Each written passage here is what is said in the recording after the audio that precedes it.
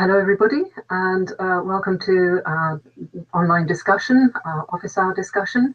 I'm Sarah, and I'm talking to you on behalf of the Center for Hellenic Studies in Washington, D.C., joined here with Gregory, Nagy, and also Janet and Hélène. And we're looking at the discussion question, which was for hour 3, and we're looking at lament in general terms. The question is, in the first lament of Andromache, what she is saying, or really singing, as quoted in the telling of the story, fits the characteristics of lamentation as anthropologists would describe it.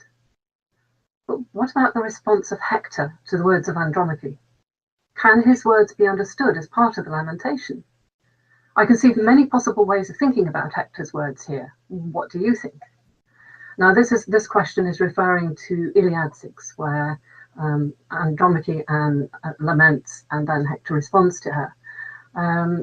Our participants have been thinking about, amongst other things, were the lamentations of men and women different? Were women more emotional?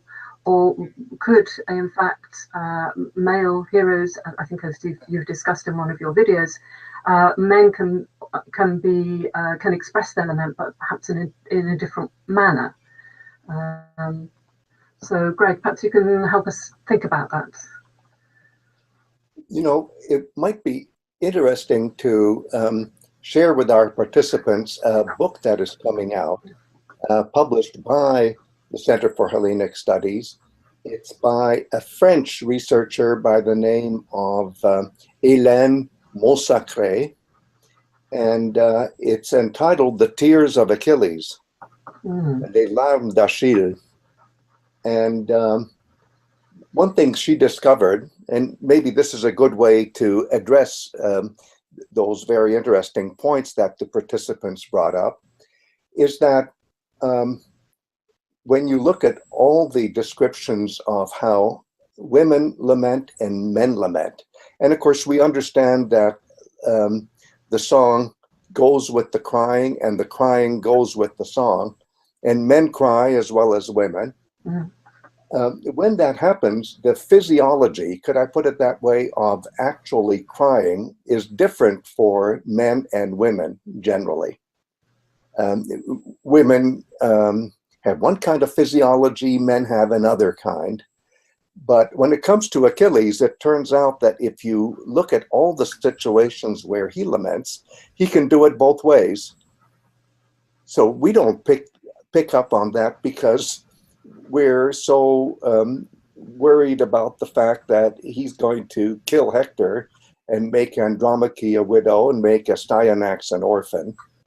And it's hard for us to sympathize with Achilles, but if you had been a member of the ancient Greek song culture, which is everybody in the 8th, 7th, 6th, 5th centuries, you would have been probably even more moved by Achilles and more attuned to his sorrows than you would be to the sorrows of Andromache and Hector, even though, of course, they're extremely intense.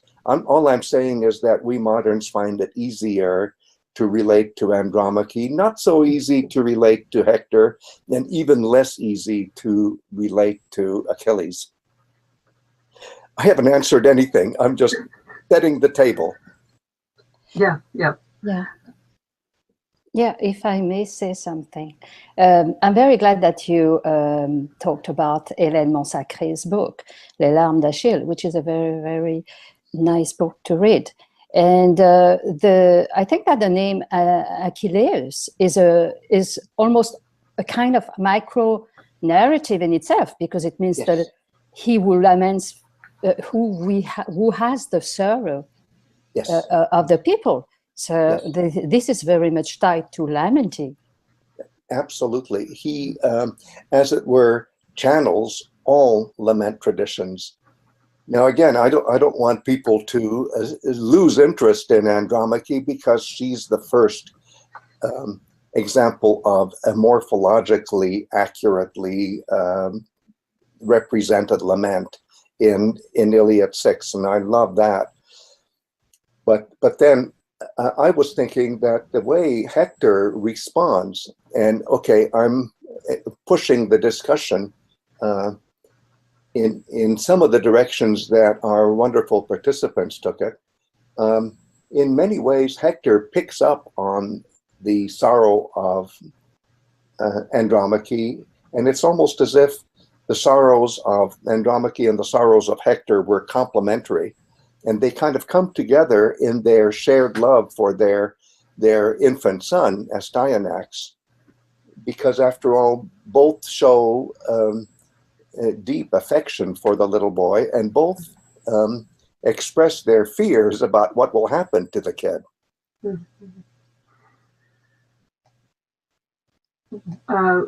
Picking up on that, they're both sharing. I think another of the points that our participants have been discussing is how they do respond. And you've talked about how song, lament, and other kinds of song can be done, as it were, in relay. And I thought that was a beautiful reading of that. And also, they've mentioned the taking off of the helmet. Can we draw some sort of parallel with in one of Andromache's later laments, where she's ripping off the headdress? Is there a parallel, do you think, there? Oh, I love that. I love that. Yes, the way he takes off his helmet shows his vulnerability, because you see his head, and it's unprotected, just as Andromache, when she tears off her headdress, is unprotected from the depredations of conquering warriors who will claim possession of her. I think that's a brilliant observation, a wonderful parallel to notice. Yes. They've also been picking up on which takes your point further, where you were talking about they were thinking about Astyanax, but then also the whole city of Troy. It comes into play. Yes, and in a way, the destruction of Troy will be presented in language that parallels the ravishing of a dignified woman by, again, conquering men who are intent on degrading her and humiliating her, as well as making her a sexual object.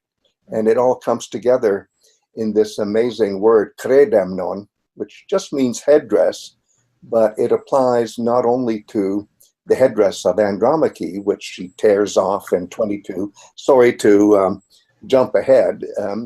I don't want this to be a spoiler, but she will tear off her headdress, and that word kredemnon also applies to the citadel of Troy, where the Holy of Holies of the goddess Athena resides, so that when the conquering Achaeans finally capture Troy, as we'll see narrated in Odyssey 8, at that moment, the kredemnon of Troy is ripped off, and there's a violation that borders on a sexual violation.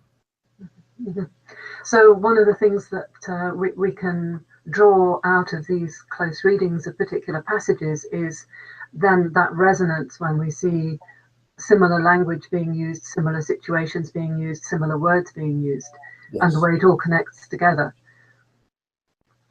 Yes, and I think the connectivity is so important for us moderns. Here we are struggling with 15,000 plus verses of the Iliad. We're trying to connect the dots as best we can. It's not exactly masterpiece weaving, because we're not part of the song culture, but the song just keeps coming at you and focusing on these most important moments of sorrow, and sorrow mixed with love, and all sorts of feelings of frustration and fear and all those other things that play out in the laments. As you three know, dear Sarah and Hélène and Janet, I've always been very interested in how lament is represented in the Homeric poetry, especially in the Iliad, since it's so easy to dismiss the Iliad as a form of men's entertainment. And I've said in unguarded moments that if I were to estimate the level of creativity that goes into the Iliad and how much I can attribute to men and how much to women, I would say it's at least 50-50, and maybe the contribution of women's song-making traditions as it comes out so clearly in Laments is even bigger. Mm-hmm. It's certainly something that opened up the Iliad for me.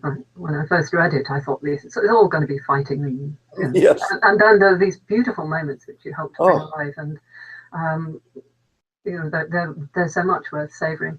But talking about the Iliad as a whole, though, is there some sort of chaos attached to the laments themselves as well, as one of our participants has talked about?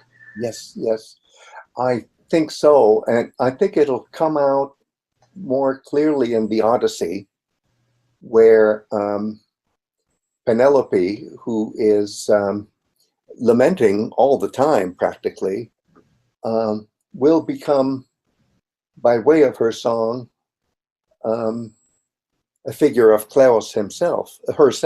Mm-hmm. It's so funny that in Hungarian there's no gender, so it's so easy for me to say himself. Oops, correct, herself. Hungarian pronouns are just personal or impersonal.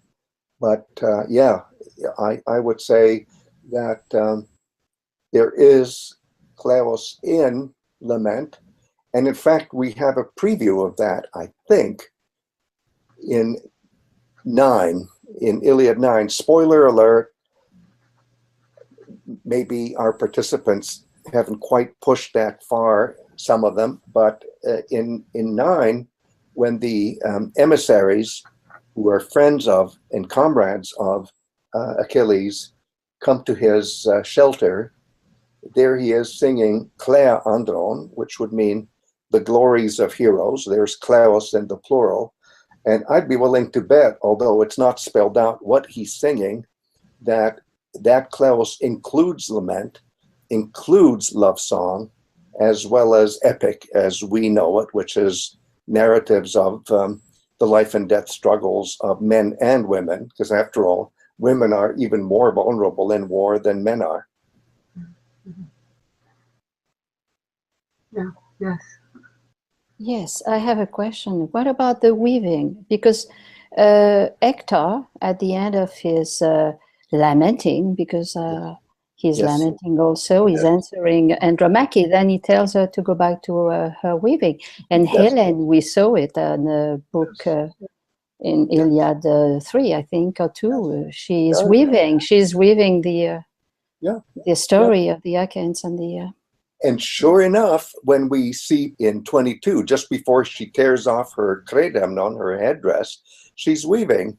Now, it looks as if Hector might be saying, oh, go and do your women's work, which is weaving, as if weaving were an important thing. But weaving is all important. Weaving is the #1 metaphor for the making of Homeric poetry. The poet composes the way a weaver weaves, and it's mostly female weavers that we're thinking of, or at least primarily. And so I find it so fascinating, spoiler alert, that in 22, what Andromache is weaving is some kind of a love song that's ready to modulate into a lament. Because as my dear friend Margaret Alexiou, who wrote the standard work on women's lament in Greek song culture, has said, a lament can, at the drop of a hat, modulate into a love song and back, and vice versa. The morphology of love songs and laments is pretty much a continuum. It's one weave, as it were. And that's very strange to us because, of course, we have very narrow ideas about what love songs are. And certainly in the ancient Greek song culture, it's not the face of a boy juxtaposed with the face of a girl, and then they take turns singing "I love you" to each other. It's not Rodgers and Hammerstein, much as I love Rodgers and Hammerstein. It's not Gordon McRae and Shirley Jones singing to each other in Oklahoma. It really isn't. Yeah, yeah. And it's that deep lament that then also can speak to us, perhaps as a modern audience, as you say. We can. That's a good way in to help us understand some of the Yes. The song culture as a whole. Yes. And then that gives us an insight into some of the rest of it. As you've hinted, there are more laments to come. Yes. And I hope that having looked at these in some detail, that our participants will be very ready to totally embrace those laments when they come up, and they're so beautiful. There'll be such beautiful things in store for our participants. I really envy participants who are reading the Iliad for the first time, because first impressions can be so deeply affecting our own lives, I think. Yes, yes. But then there's also the beauty of coming back to it for a second and a third time and seeing other things, and also reading some of the comments of our participants. They've picked up on things that certainly I hadn't noticed before, and long may that discussion continue. I think that's probably a good note to end on, because there's that hint of more to come and further discussions to come, and more beautiful things to read. We'll all be staying tuned, and that's the beautiful thing. The weave goes on. Thanks so much, Greg, and thank you both. Thank you, all three of you. Thank you so much.